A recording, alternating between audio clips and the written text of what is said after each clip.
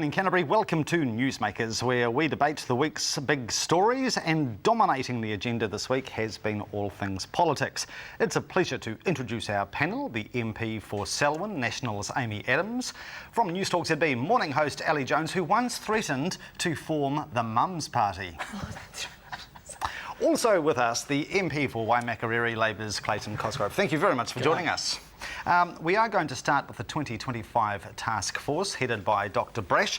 The key recommendations may warm the cockles of the far right, but the government is not exactly rushing to embrace this agenda. Amy, aside from jobs for the boys, what was the point of this task force? Oh, look, I think it had a really important mission. We said all through the campaign that we're just losing way too many people to Australia. And, you know, everywhere you hear it on the street, you can earn more in Australia. The kids, the grandkids are moving to Australia. It's now been quantified at about around $64,000 per family for the difference. So I think, you know, we needed to make steps to close that. We're committed to doing that. So this was a group that could sit down and come up with some ideas about how they thought that was best done. Would Labor agree with the overarching goal of closing the gap with Australia's living standards? Oh, I think, of course, you'd agree with the overarching goal. But the interesting thing about this is, I mean, National, you said, sort of ran away from it. They sprinted, killed it, shot it down, blew it up before it was even announced. 2 days when the media had the leaks 2 days beforehand, John Key said, no, we're not doing any of it. And the interesting thing, it's costing the taxpayers $500,000. They've already spent $130,000. They could actually save the taxpayer a lot of money if they just killed the commission, because Mr. Key, even before Don Brash had recycled all the old stuff, which really you didn't need a commission for, you just get the Gestetner out of the Xerox and Xerox off his last set of statements when he was leader. They killed it before it started. So all they've really done is wasted about $500,000 of your viewers' money and never even waited for the recommendations to come out. We'll pick through some of the recommendations in due course, but Ali, what's your overall reaction to it? Well, I tend to agree with Clayton, actually, which is, yes, I know, surprising. I think that, and I agree, and I think it was probably part of the deal making initially. I think that they had to have something in there for Brash, and this was his job. But he has admitted that the things that he has suggested that should be put in place are exactly the same, as Clayton just said, as the things he suggested in the past. And I think they also give John Key a chance to say, don't like that, might like that, don't like that, and just basically push everything into the background and say, look, we've had a look at it now, and actually, no, I don't think any of that works. Or more especially, what it could do is the other political tactic and say, we've just had a report with a whole lot of extreme stuff, which is right out there, which people rejected in 2005. We'll kill that off, but we'll be less extreme, but will appear to be moderate, you know, as a political tactic. It's strategic, definitely. What aspects to the key recommendations do you like? I think the key themes in it are fundamentally strong, which is that government spending has got way out of control. I mean, we're talking about core government spending up 60% since 2004, and that's totally unsustainable. And that's what we've been saying consistently all the way through. So I don't think there's any disagreement from us that that's absolutely right. We can't keep growing government spending the way it has been growing under the last decade under Labor.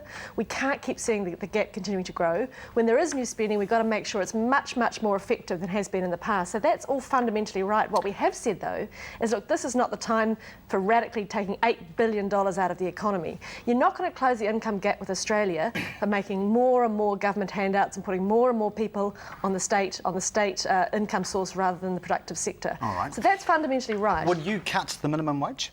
No. Would you sell all state assets that are involved in a business trading environment? No, we've said we're not going to sell any state assets in the first term, that's clear. Would you increase the minimum retirement age? No, we've been absolutely black and white about that. And that's the other thing, Mike, you've got to be really clear about. John Key's made it very, very clear.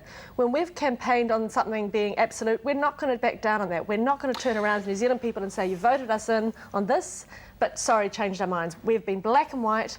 Minimum retirement age is not going up. It is not going to be means tested. But aren't you, with your honest answers in the name of no, essentially rendering this task force recommendations junk?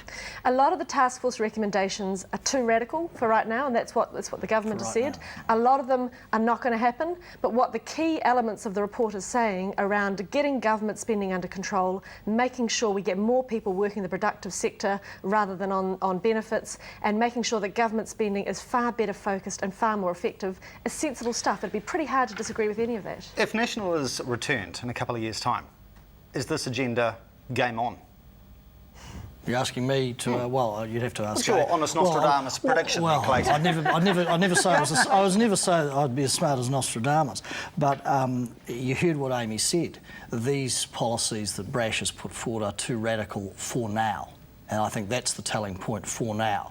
Now, what that tells me is, if they can't get it through this election, and it's interesting, Amy has said no to all the recommendations. We didn't need $500,000 of taxpayers' money if that was going to be the outcome anyway.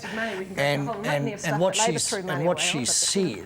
said is that they're too radical for now. So the question for the voter in 2 years is, well, if they win again, will they actually do what they really want to do now, but they're afraid to do, and that is adopt all those recommendations Mr. Brash has put in? Because Amy said it's too radical for now. No. What I've said is we've campaigned on what we're going to do this term, and next time we'll campaign on what we'll do in next term. Is John Key obsessed? Is John Key obsessed with playing it safe? No, I don't think he's obsessed with playing it safe. I think he's had some pretty bad advice on a couple of occasions, and I think perhaps the Copenhagen advice is one example of that.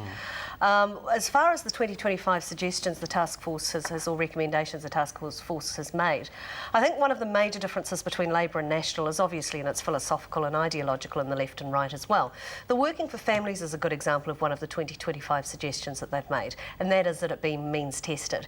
Now, I'd actually be really disappointed if, and you asked if he's been too safe, maybe he is on this occasion, they need to look at Working for Families as basically a welfare application. That's what it is welfare. It is for people who do not have the money to do something. It is for welfare.